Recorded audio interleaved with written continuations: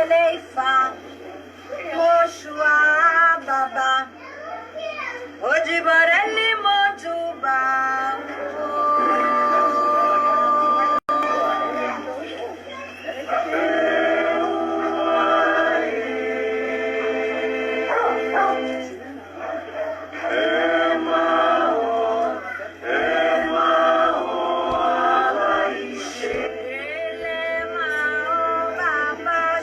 Olá, olá, olá, boa tarde a todos, a todas, a todes.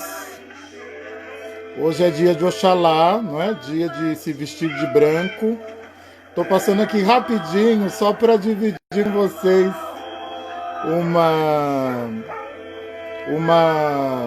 acho que é uma provocação, não sei, acho que é provocação.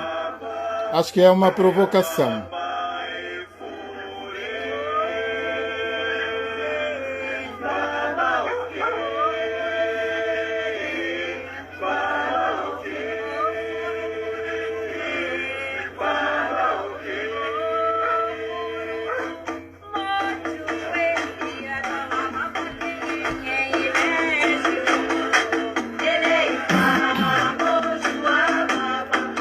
Fábio, boa tarde.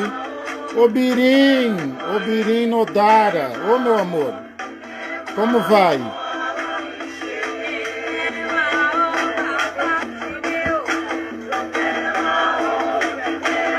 Xangô abençoe a bênção. Como vai? Tudo bem?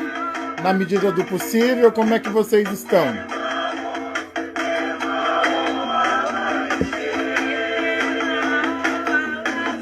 David, querido, Motumbaxé, Motumbá, professor Tiago, Moisés.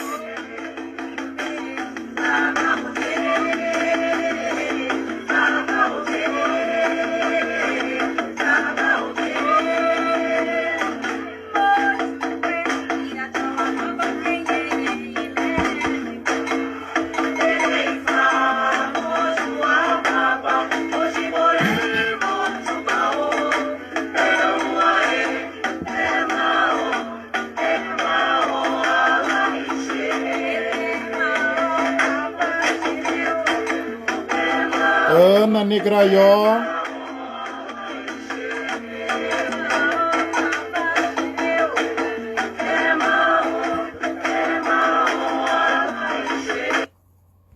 Olá a todos, todas que estão aqui. Tá dando sopa, né? Tá aqui um pouquinho dando sopa. Eu tô lendo esse livro aqui, ó. Porque precisa ler alguma coisa leve, né? De vez em quando. Não tem condições de ficar só nas leituras pesadas. Eu recomendo Contos Negros da Bahia e Contos de Nagô, do nosso querido mestre Didi. Vocês devem ter acompanhado aí os meus 2 últimos textos. Amanhã aniversário, Mali Antônia. Parabéns. Odum Kodum Orodum. Eku Ojoibi, parabéns a você, saúde, vida longa e prosperidade e abundância. Vocês devem ter visto os meus dois últimos textos, não é? Sobre a gargalhada da pombagira e sobre os caboclos e pretos velhos. E aí vieram enfim, acho que perguntar, questionar, não sei se era uma reclamação, se era por que eu estava, não é? Quer dizer, por que alguém de Candomblé estava falando sobre os pretos velhos, sobre as pombogiras e sobre os caboclos. E aí a minha pergunta é a seguinte, não é? Quer dizer, por que nós não podemos falar sobre as brasilidades, não é? São brasileirices, não é? São brasilidades, é o nosso saber preto ancestral. E eu vou dizer o porquê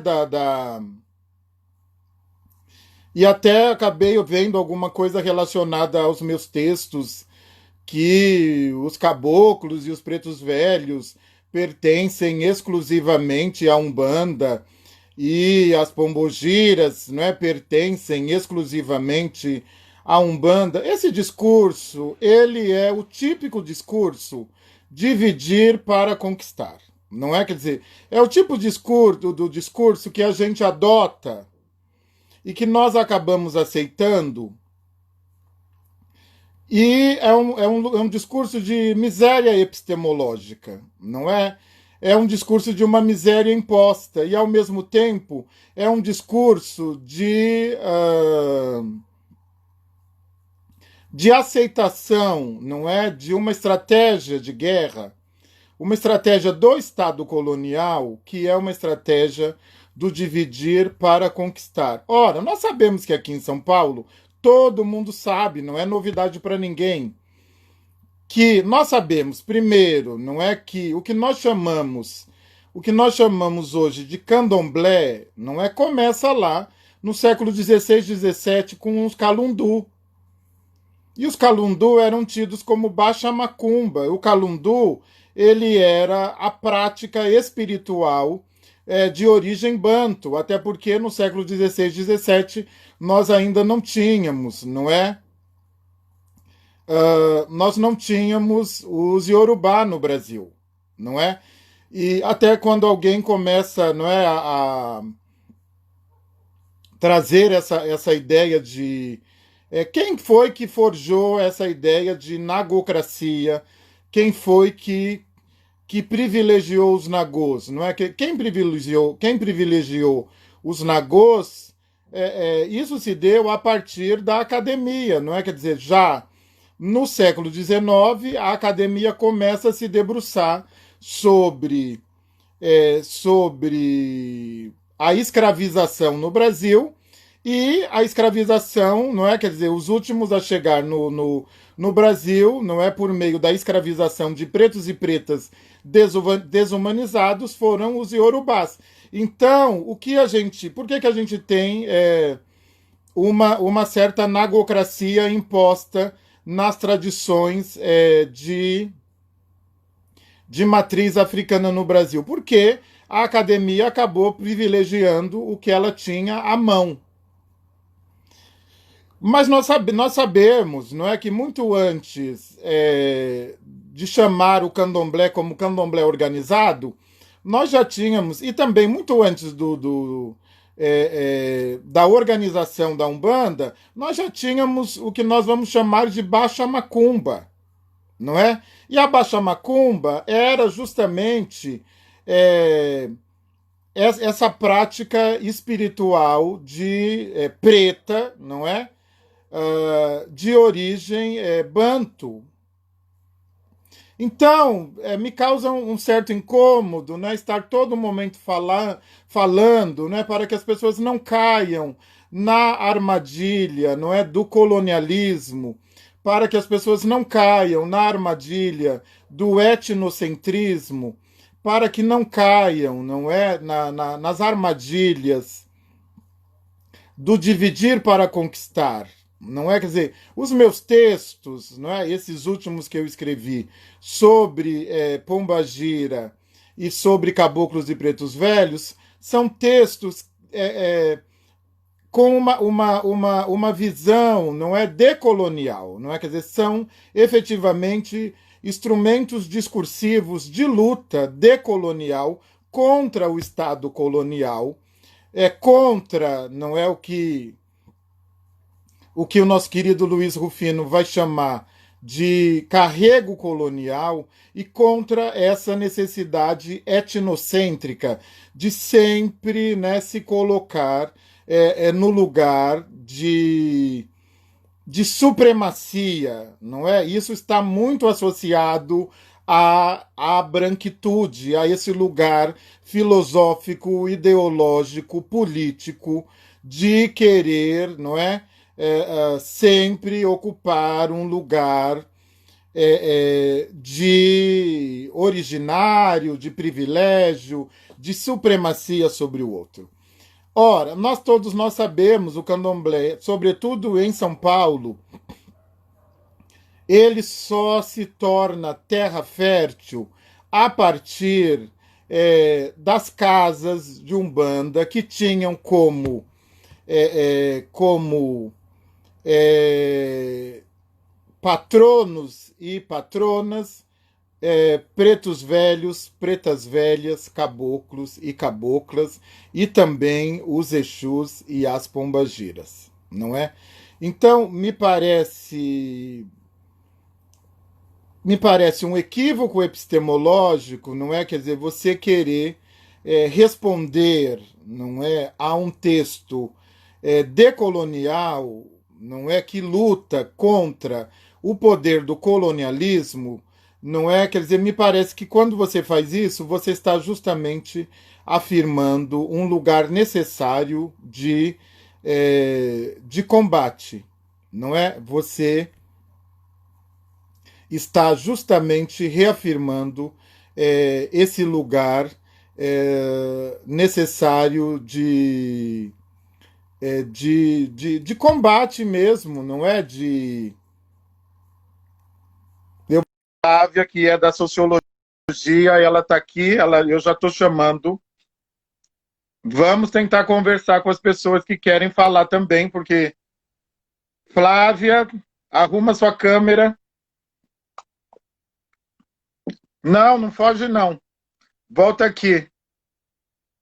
Vou chamar aqui a...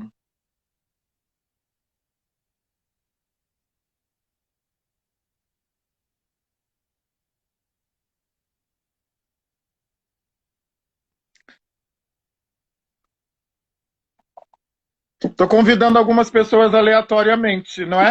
Olá, olá, como vai? Hoje eu estou na pegadinha. É verdade. Sua bênção, sua bênção. Xangô abençoe a sua bênção. Então, é uma conversa rapidinha, porque depois que eu publiquei aqueles 2 textos da gargalhada da pombagira e depois do caboclo e dos pretos velhos, negando, inclusive, no caso dos caboclos e pretos velhos, eu estava negando esse lugar, não é, de Egum, não é? Quer dizer, um lugar de Egum, de Egum no sentido pejorativo da palavra, de Egum no sentido maléfico da palavra, no sentido de alguma coisa ruim. E aí, depois que eu publiquei aqueles textos, eu comecei a receber, acho que algumas inquietações, está tudo bem, não é? Nós estamos... o conflito é essa grande oferenda que eu acredito que nós devemos oferecer a Exu para receber. Então, você pega o conflito e você leva até o meio da encruzilhada. Não deve ser tomado como alguma coisa necessariamente ruim. Mas aí, como eu estou... Não sei se eu estou associado a um único lugar. De verdade, eu nem quero estar associado a um único lugar. Eu gosto mesmo da pluridiversidade, da encruzilhada. Estou escutando. Está escutando? Da pluridiversidade. Eu gosto da encruzilhada. Eu não me vejo associado a um único lugar. Por isso que a minha produção é uma produção tão plural. E aí as pessoas começaram a ficar inquietas, não é? Que querendo, acreditando que eu tirei um pouco a pombagira, o Exu, o caboclo e o preto velho do seu lugar que eles acreditam ser um lugar originário, que é a Umbanda, não é?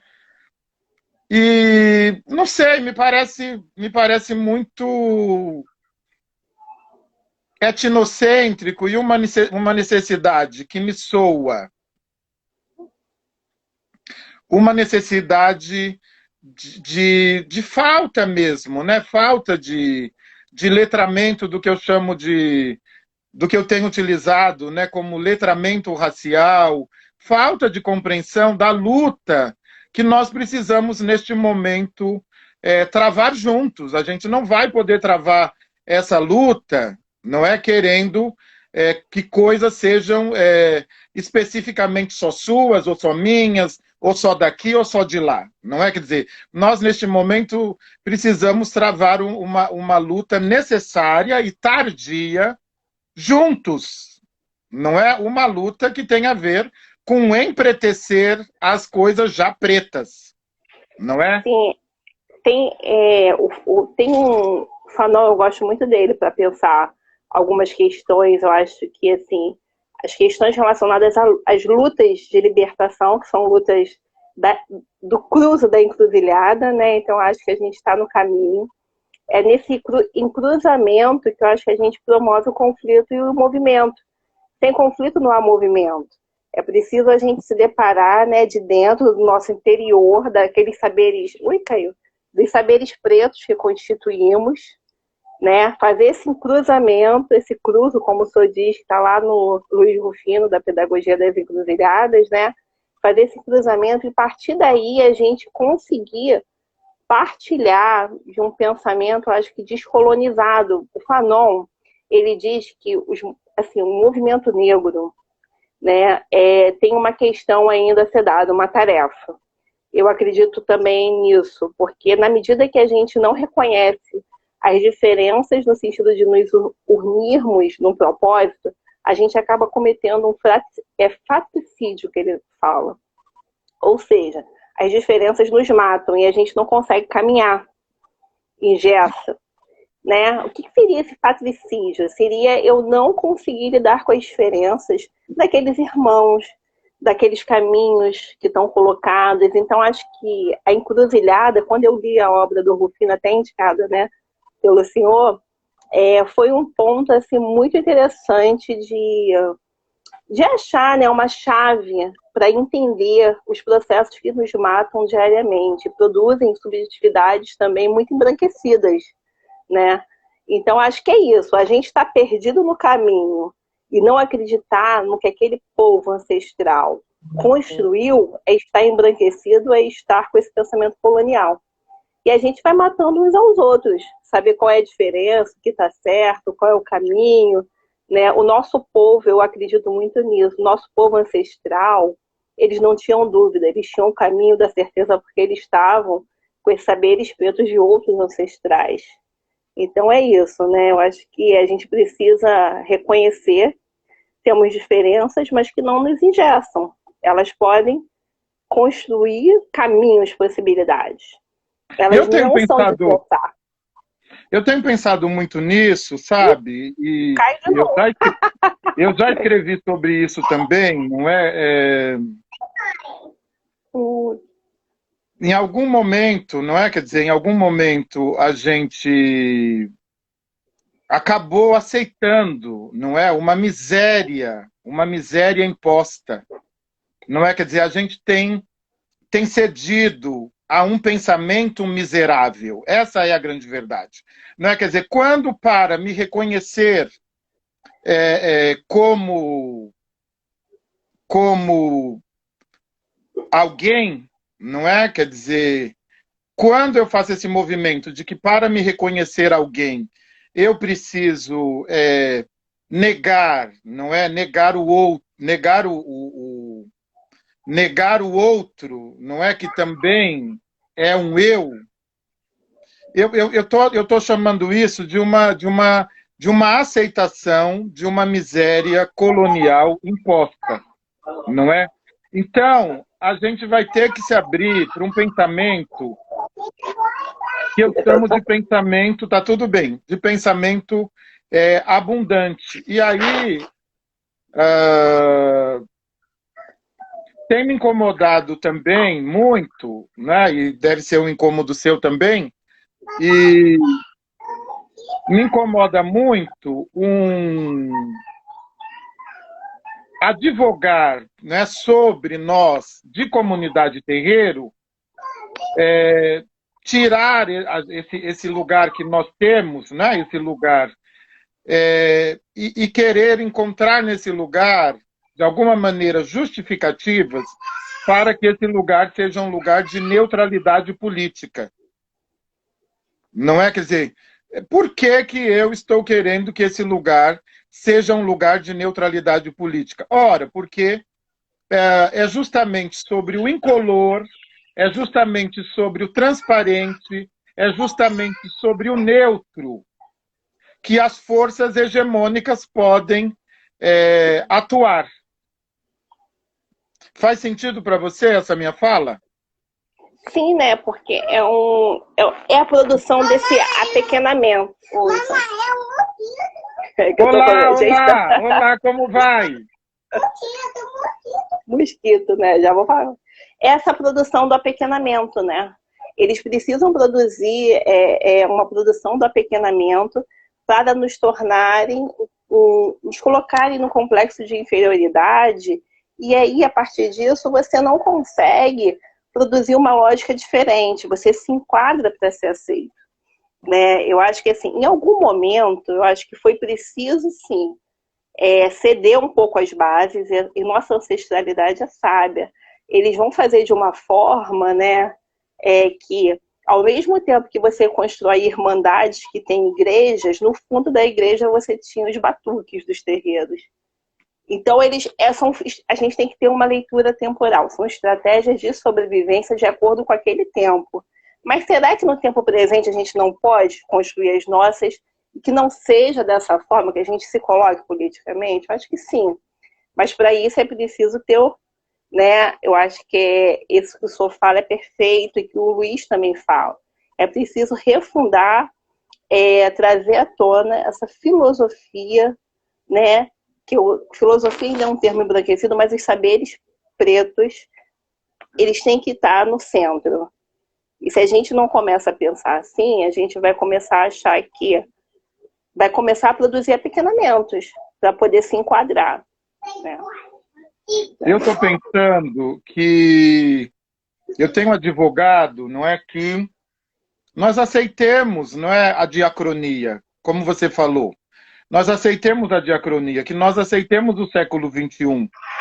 Sim, não é todo, desde Manhaninha, não é? Desde Mãe Senhora, desde de Mãe Menininha, não é? Desde Seu Nezinho, todos eles, de alguma maneira, criaram as suas estratégias. Até o seu Zélio, lá na fundação, na fundação, né, entre muitas aspas, na organização, não é, na sistematização da Umbanda, e todos esses personagens, eles criaram movimentos estratégicos adequados ao seu tempo, não é? Então, a gente também não pode ficar pensando que nós vamos que estratégias utilizadas para um devido momento, ela serve para como ferramenta, não é, para todos os tempos, não é? Então eu tenho trazido e esse é o núcleo das minhas provocações, que até entre os meus pares, né, porque você sabe, né, que eu estou num tripé: ativista, professor, cientista, babalorixá, e é isso mesmo que tem que ser. Eu canso de falar, eu seria até pastor, se eles me aceitarem. Se eles me aceitassem, eu abriria uma igreja. É porque eu sou amaldiçoado e eles não deixam eu abrir uma igreja. Porque eu teria um terreiro de candomblé, uma igreja protestante, sem nenhum problema. Para nós não tem problema. O problema são eles que não deixam. E aí eu estou pensando que é isso, né? A gente precisa acolher o século XXI, não é? Quer dizer, e as demandas do século XXI, não é? Quer dizer, a gente sim, e aí a sua fala, eu concordo plenamente, lá foi possível, né? A gente só chegou aqui porque eles tiveram, sim, força política, porque eles tiveram estratégia, porque eles conseguiram, não é? E agora nós precisamos acolher o século XXI, as demandas do século XXI e criar as nossas estratégias para prosseguir. E assim, eu acho que a gente está num momento muito oportuno, né? A gente está tendo, assim, está revisitando, né? Revisitando algumas questões que são caras. né, que são caras no sentido da gente pensar a questão do que o senhor coloca muito bem no livro do racismo religioso, né, de quanto que a gente precisa realmente agregar forças para lidar com isso, né? E é isso, né? Quem quer expulsar o Exu de nós são eles, não? Então a gente não pode se igualar, a gente tem que criar forças, né? Porque, assim, retomando um pouquinho o passado, os nossos ancestrais eram enterrados numa vala comum, porque não tinha nem sequer uma vala comum única no Cais do Valongo e ficava lá. Então, nossos ancestrais se reuniram, fizeram irmandades, constituíram fundos monetários para que pudesse ter minimamente uma dignidade. Muito já se caminhou. O que vai se caminhar daqui para frente depende muito do nosso povo, de como a gente se reconhece enquanto povo de terreiro, e a gente vai olhar para os outros como irmãos. Eu adoro a ideia da bolsa que o senhor fala, bolsa terreiro, porque é isso, a gente não pode olhar para o outro sem minimamente pensar no financiamento, senão nossos irmãos vão fugir. É isso, você precisa de uma bolsa permanência, porque é muito complicado ser de terreiro, é muito, sobretudo para nós, pretos e pretas. Isso. E assim, a gente perde muita coisa ao longo da vida, porque a gente se afirma, e ser de terreiro é uma afirmação política para mim, porque você está dizendo, eu sou aquilo que eu realmente acredito. Não me enquadro nessa colonização messiânica evangelizadora aí, que o pessoal fala, né? Mas, assim, eu acho que sem a gente pensar no black money, no financiamento, fica difícil. Porque senão a gente vai salvar um ao outro, mas não salva todo mundo, e todo mundo está no mesmo barco. Exatamente, exatamente. E eu penso que se a gente pensa bom, quer dizer, o pulo do gato, tá tudo bem, tá tudo bem. Tá bom que eu te peguei de surpresa. Quem quer falar, vem. Obrigado, beijo. Beijo. Eu peguei ela no pulo. Eu tô fazendo isso hoje. Gente, quem quiser, vem. Me chama aí, eu aceito. Quem quiser falar, não precisa só escrever. Hoje eu tô fazendo uma experiência, que eu sou um experienciador. Só me chama e entra aqui.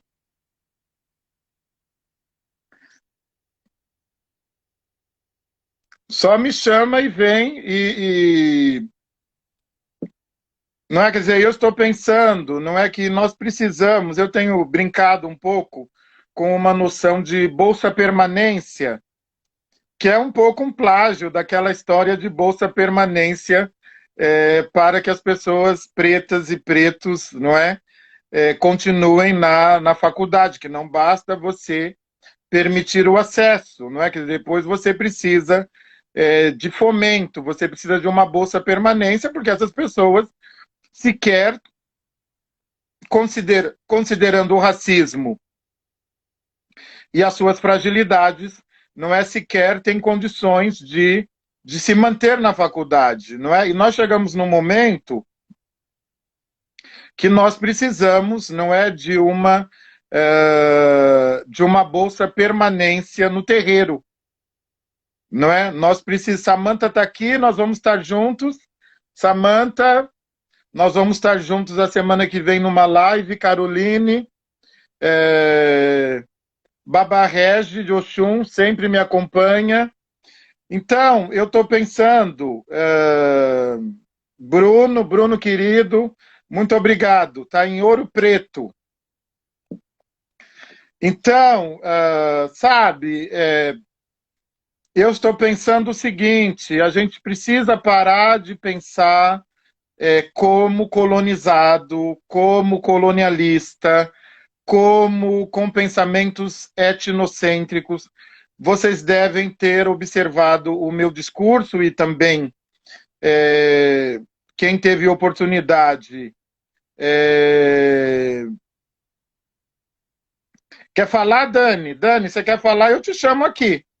Quer falar um pouquinho? A gente não está com tanto tempo, mas se você quiser falar, eu te chamo. Vem. Então, eu estou pensando, não é que a gente precisa descolonizar pensamentos, não é? Nós precisamos descolonizar mentalidades, não é? Nós precisamos negar uma miséria epistemológica imposta e ainda uma miséria epistemológica imposta, não é que acaba, não é, nos deixando neste lugar, e aí está o ponto central da discussão, que é o lugar do outro. Nós precisamos sair do lugar do outro. Nós precisamos fazer uma inversão, não é? Nós precisamos agora ser o eu, porque de verdade nós não somos minoria. As mulheres não são minoria, não é? Pretos e pretas no Brasil não são minoria, não é? Então, nós precisamos começar a sair desse lugar de uma epistemologia miserável. Gilita! Estou na cozinha, no meio do caos, e uma amiga me disse, corre, pai Sidney está olhando, corre, ele quer estar chamando as pessoas. Eu falei, claro, corro! E aí pus uma roupa que eu saí de manhã, ali correndo, minha gente, descabelada. Bença, pai, primeiro lugar. Oi, Xangô, Gil é minha filha, é mulher de Oiá, tá lá na Inglaterra. E agora, Gil, você também é muito safada comigo, porque eu te chamei para fazer uma live, você foi fazer com os outros e comigo você recusou. Engraçadinha. E agora tá um sucesso total e comigo não fez. Foi isso, pai. Foi logo no início da quarentena. Eu estava num corre horrível. Eu apareceu, o senhor sabe. E se eu estou aparecendo aqui é graças ao senhor, que foi um divisor de água na minha vida. E eu agradeço essa quarentena por ter lhe conhecido, né? Quem está podendo aproveitar essa quarentena para ressignificar muitas coisas na vida. A gente agradece, né? Ela tem sido muito generosa, que é isso que aconteceu comigo. Depois que o senhor entrou na minha vida, os caminhos todos se abriram, né? A Vera do Encrespa me chamou para organizar um comitê aqui Lombar, porque eu criei um grupo no WhatsApp, justamente para a gente trabalhar esse processo de descolonização das mentes, né? Para toda essa coisa que a gente tem impregnada da branquitude dentro da gente, a desunião, o ódio, né? A gente fazer essa roda da abundância girar, não é? Porque nós somos abundantes, quem são ladrões são eles. Então eu criei um grupo no WhatsApp com essa necessidade de dar visibilidade ao senhor, porque não chega, pai, nas bases, nem todo mundo tem esse acesso. Não, nem todo mundo. Eu quero ver como o meu trabalho é chegar nas bases. Então a minha ponte é beber das fontes do feminismo plurais e levar nas bases. Então, eu estou em primeira mão. O senhor é o padrinho desse projeto, né? O senhor é o projeto. Amanhã nós vamos inaugurar o comitê aqui Lombar, trazendo a deusa do ébano para fazer a abertura, a deusa do ébano 2020, juntamente com a Alain, porque na minha roda da abundância eu não giro sozinha, gira todos. Então, vamos trazer o Alain, junto com o programa dele, com a deusa do ébano, para inaugurar esse projeto aqui em Lombar, e depois eu quero o senhor, nós estamos lhe esperando, né? Que horas, Gil? Não, peraí, não foge não. Que hora que é, como é que é? Divulga aqui. Eu vou lhe enviar o link, né? O pessoal que está aí, que tiver interesse, nós do Grupo Encrespa, juntamente com o Comitê aqui Lombar, amanhã vamos estar fazendo uma roda de conversa para as mulheres. Vamos falar de saúde mental, ressignificação nessa quarentena, o que é que nós estamos fazendo como mulher preta. Vamos falar de política, vamos falar da Primavera Preta. Vamos falar porque o Brasil está ficando para trás. Pai, aqui os brancos estão indo para a rua. Eu vou ao supermercado, eles se envergonham. Olham para mim com vergonha, como se fosse eles que mataram Floyd. E aqui nos grupos do WhatsApp dos brasileiros, há um silêncio ensurdecedor. Não se fala nada sobre a morte do Miguel e tantas outras mortes que aconteceram no Brasil. A branquitude brasileira aqui na Europa calada. Então, nós vamos falar sobre isso com a Deusa do Ébano 2020. Quem quiser, entra lá na página do Increspa, que o chamado está lá, ou me contacta aqui pelo meu Instagram. E eu vou mandar o link para o pai, né? E eu estou aqui com esse movimento todo. Tudo isso surgiu na quarentena. Axé, parrei, oiá, laroiê. É isso mesmo, que coisa maravilhosa. É aquilo que eu falo, né? Exu fazendo o erro virar acerto, não é? É verdade. Quer dizer, é muito doloroso, não é, Gil? Você sabe disso. A gente ter que ficar, eu sempre falo isso, é muito doloroso ter que ficar revisitando, não é? Esse lugar de dor e sofrimento que é o racismo. É um lugar doloroso, sobretudo para nós, pretos e pretas. Quer dizer, só para nós, sobretudo não. Só para nós que é doloroso. É só para nós que é doloroso, não tem nada de sobretudo. Mas eu penso, não é, que o que está acontecendo, não é? Quer dizer, de onde vem este silêncio ensurdecedor? Este silêncio ensurdecedor, ele vem de um lugar que começa a reverberar, né, para a branquitude como um lugar não só incômodo, mas um lugar de muita culpa. Que é um lugar que eles nunca quiseram de verdade enfrentar. Porque eles são parte de toda essa dor que eles de cada cicatriz que eles abriram, não é? Eles são parte.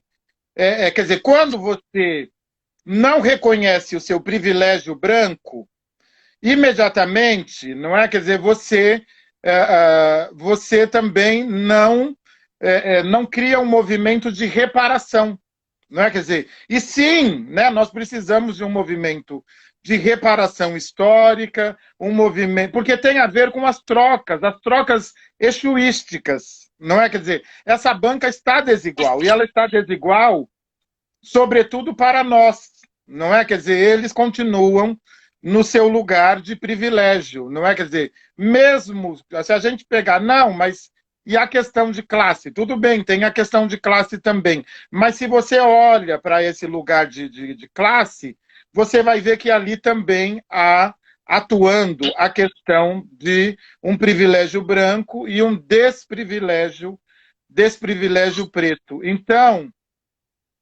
de novo, a gente está nesse momento, não é, de Exu fazendo o erro virar acerto. Estou muito feliz por você estar aqui, ter entrado, tá com saudades. Mas hoje é dia dos namorados, né? Um beijo de amor. Contudo, fazer militância, mas amar os nossos. Nós precisamos nos unir. A branquitude, eles conseguiram o objetivo maior do racismo, que é colocarmos um contra os outros. Há um trabalho lindo. Por favor, assista no YouTube, se não tem dinheiro para comprar livros. Tudo que está sendo produzido pela Djamila Ribeiro são epistemologias das nossas narrativas. Nossas subjetividades estão embranquecidas. Nós precisamos nos apropriar do que é nosso e ir para a luta. Eu digo, pai, eu faço militância na minha cozinha. Eu estou na minha cozinha. É a minha possibilidade. Eu não fui para a universidade fazer ciências políticas e relações internacionais, engravidei, não terminei a faculdade, mas o que é que eu posso fazer com o conhecimento que eu tenho? Eu estou fazendo. Claro, é incômodo, eu converso com muitas amigas, falo com elas, mas é difícil os dogmas, falar do racismo dói, quer dizer, morrer, né? Nós precisamos morrer para renascer uma nova pessoa empoderada, potencializada, com os nossos conceitos, voltar aos nossos terreiros, entender que nós não temos diabo no terreiro. Nunca vi diabo no terreiro, nasci praticamente dentro de um terreiro de candomblé, minha avó foi mãe pequena da casa do terreiro de candomblé de Manhilda, eu nunca vi isso. Então nós precisamos visitar o passado, revisitar o passado, nos potencializarmos e ir para a luta. Nós precisamos estar na luta aqui na Europa e na América. Nós já estamos na Primavera Árabe. Nós já estamos derrubando estátuas, eu digo, de escravocrata. Eu digo, se em Salvador formos derrubar estátuas de escravocrata, não fica nenhuma. Primeiro, a ser derrubado é aqueles edifícios, daqueles cantores absurdos que fazem totalmente uma despolítica, né?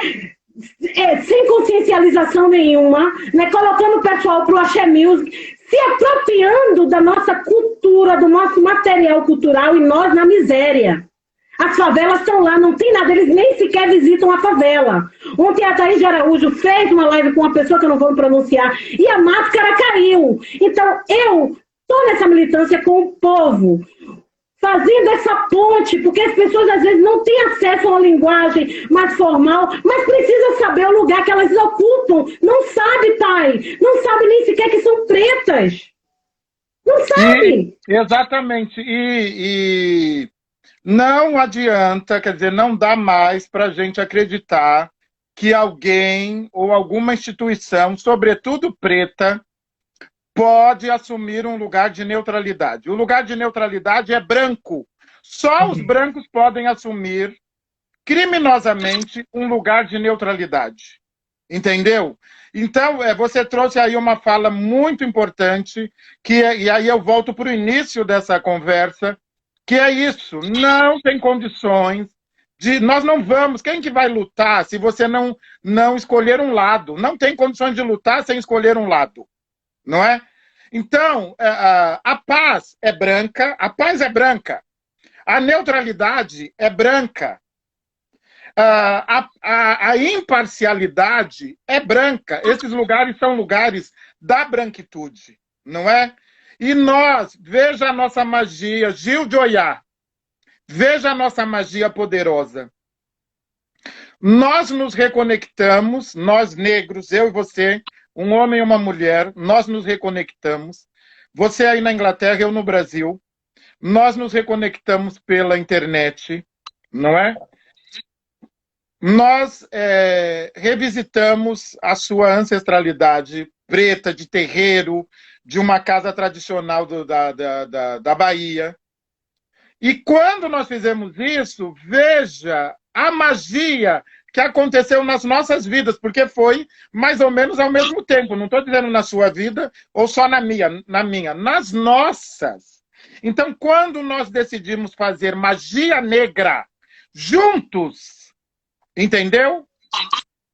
Quando Djamila decide fazer magia negra na coleção Feminismos Plurais, entre os negros, veja o que acontece. Quando nós começamos a trocar, eu e você, veja o que acontece. Então veja que os nossos ancestrais, eles estão nos apoiando, eles só querem que a gente faça junto, não é? Esse ebó epistemológico coletivo. Nós precisamos nos reaproximar, nós precisamos negar a segregação que é feita também entre os nossos, não é? Quer dizer, eu e você somos a prova viva, não é? Do poder da magia que nos une.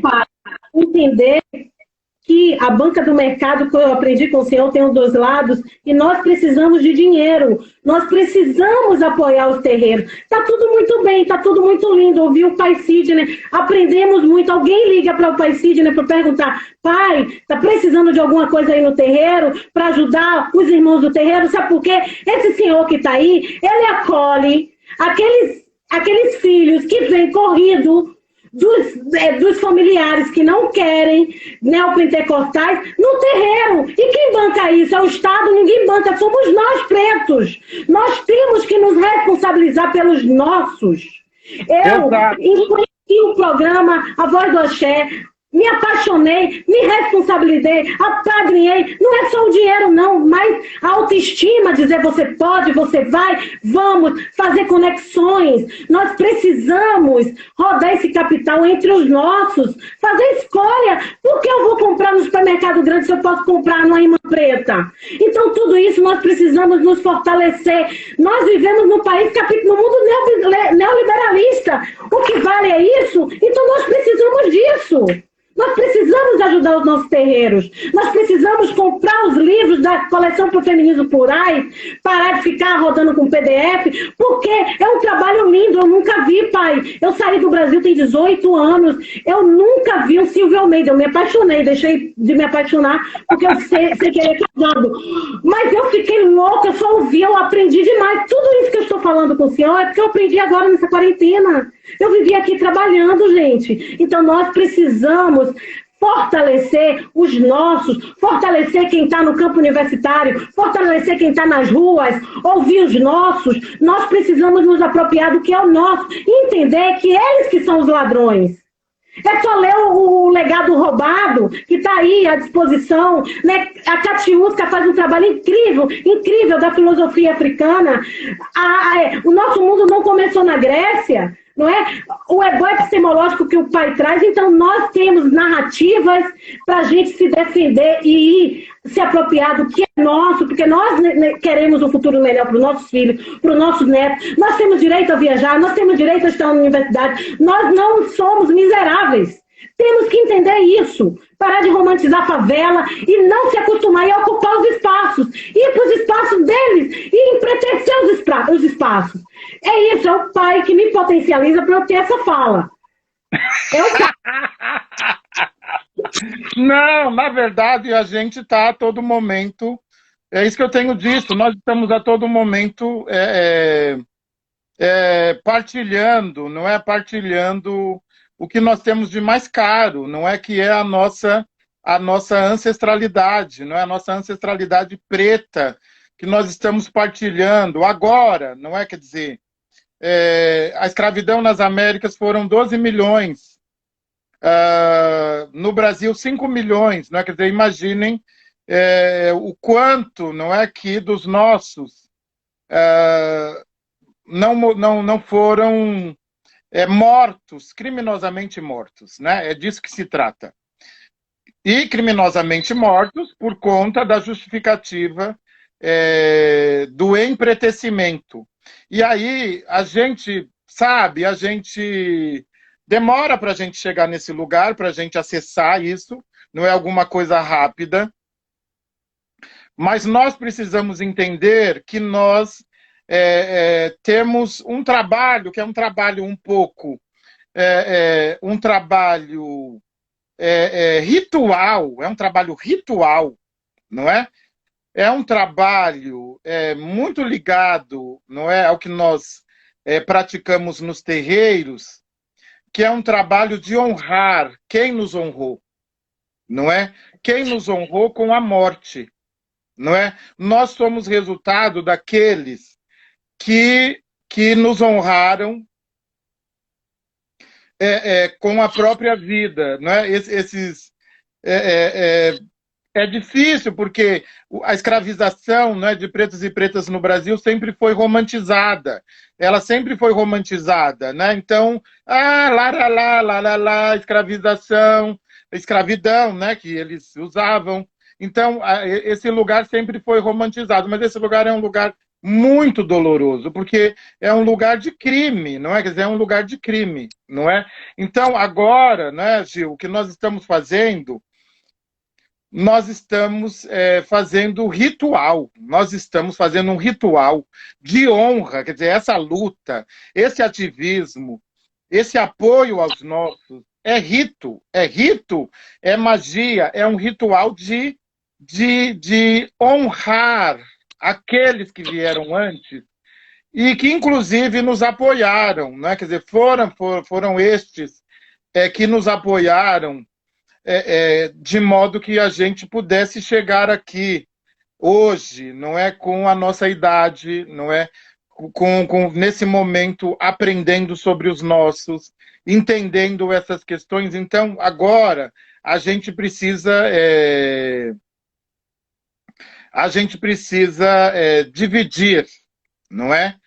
Dividir isso com os nossos, não é? Aquilo que Rufino chama de carrego colonial, a gente só vai vencer com luta, a gente só vai vencer com ativismo, a gente só vai vencer por meio de um grande abraço, né? Abraço preto, ancestral e coletivo, não é? E veja que interessante, eu estava aqui, eu estava falando, eu quero começar uma história semana que vem, depois mas aí eu estava aqui dando sopa um pouquinho, porque falei, eu vou lá falar com as pessoas. É muito importante, porque a gente está no momento que precisamos a todo momento estar potencializado, ouvir essas vozes, né? O que nós temos que entender é que o mito caiu-se por terra, o mito da democracia racial não existe. Nós somos pretos, de um lado estão os pretos, dos outros estão os brancos, e quem são os nossos aliados? Temos que definir a pauta é racial, e ir para cima. Pai, olha, eu não estou só. Eu existo porque elas existem, porque eles existem. Está aí o Encrespa Londres, está aí a tia Simone, está aí a Vera, está aí a Cláudia, está aí a tia Lu, olha, está aí a Pobres na Alemanha, olha aí a galera toda que o senhor está trazendo, né? Então, são pessoas que nós estamos se fortalecendo e estamos fazendo as nossas lutas para a gente modificar essa realidade, né? Então, eu sempre digo, é preciso esperançar. E quando eu olho para o pai Sidney, quando eu olho para a Djamila Ribeiro, quando eu olho para a Carla Cotirene, que foi minha vizinha, né, que eu não a conheci, eu digo, é possível esperançar. E vamos à luta, não podemos descansar. Eu durmo e acordo na militância. Minha filha já começa a ser militante também, de tanto ouvir. Então, é preciso ir para a luta. Não vamos descansar. Vamos educar os nossos, nos apropriar do que é nosso, nos unirmos, deixar dessa treta que a branquitude criou. Nós precisamos nos unir para nos fortalecermos e enfrentar essa luta que está aí, que dizima os nossos corpos. Basta olhar para as cárceres, basta olhar quem ocupa as favelas, empiricamente, né? Quem é que estão ali? São os pretos, né? Somos nossos corpos. O menino Miguel morreu porque é preto. Exato, então, exato. Essa realidade. E essa realidade, quem vai mudar somos nós, não são eles. Não são eles. Pai, vou te deixar. Beijo, filha. Te falo mais tarde.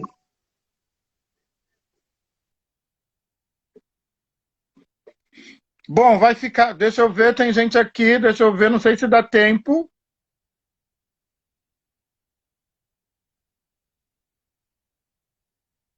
Então, eu não sei quanto tempo eu tenho ainda, porque eu não marquei, porque foi uma coisa de improviso.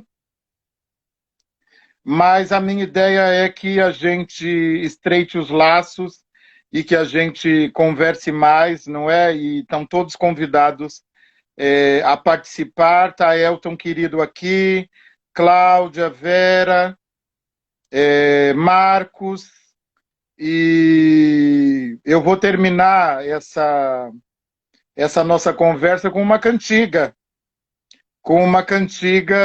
Hoje é dia de Oxalá, não é? Então vou tirar uma cantiga que eu adoro, não é? Meu pai Oxalá é o rei, venha nos valer. Meu pai Oxalá é o rei, venha nos valer. Meu velho Omolu, Atotô Baluayê. Meu velho Omolu, Atotô Baluayê. Atotô Baluayê, Atotô Baba. Atotô Baluayê, Atotô é orixá. Atoto baluaye, atoto baba. Atoto baluaye, atoto é orixá, epa babá, epa babá. Epa babá, atoto, saravá omolu, saravá obaluaye, saravá oxalá, saravá as forças do universo, saravá os nossos ancestrais, dos povos originários no Brasil, os ancestrais da negritude, saravá, que a terra se acalme, e ela só vai se acalmar se nós nos acalmarmos e lutarmos coletivamente, de modo estratégico e organizado, e logo estaremos juntos e poderemos nos abraçar. Obrigado a todos, todas, todes, todex, como eu gosto, do X no final, todex, a encruzilhada no final, e o X é sempre expansivo, o X é abundante, e vamos lá, continuem aí lendo meus textos, e depois vou fazer outros momentos de conversa surpresa, e todo mundo pode entrar, e todo mundo pode falar o que quiser, tá bem? Um grande beijo a todos e todas, força, quem puder fique em casa, e cuidem dos seus griots, dos seus mais velhos, das suas mais velhas, dos seus, da sua gênese, não é? E até a próxima. Domingo, antes que eu me esqueça, domingo tem gritos de encruzilhada, e a semana que vem eu estou na rede por aí com um monte de gente, com Samantha, com Letícia, com vários, estou por aí na rede, e me acompanha, eu vou deixar essa conversa informal no IGTV, e acho que vale a pena dar uma olhadinha. Até mais e até a próxima.